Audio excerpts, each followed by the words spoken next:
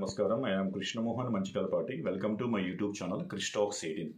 ఈ వీడియోలో మనం union finance minister Shrimati Nirmala Sitharaman garu ఇటీవల పార్లమెంట్లో ప్రవేశపెట్టిన యూనియన్ బడ్జెట్ 2026లో ఆంధ్రప్రదేశ్కి కేటాయించిన నిధుల గురించి పూర్తి వివరాలు తెలుసుకుందాం.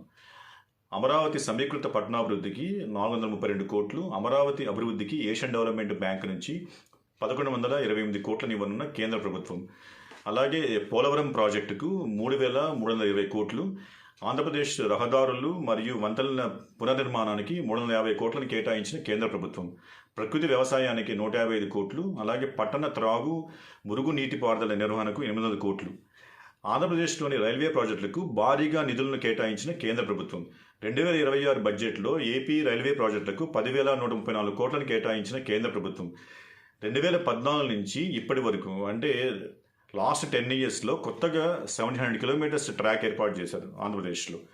అలాగే 3,418 కోట్లతో 73 అమృత స్టేషన్ల అభివృద్ధి, వైజాగ్లో శరవేగంగా కొనసాగుతున్న దక్షిణ కోస్తా జోన్ కార్యాలయ పనులు, ఆంధ్రప్రదేశ్కు కేంద్ర పన్నుల ద్వారా లభించనున్న 64,362 కోట్లు.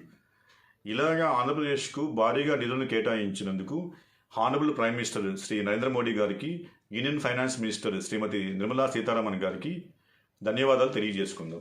Please like this video, share to friends and please subscribe to my YouTube channel. Thank you. Jai Hind.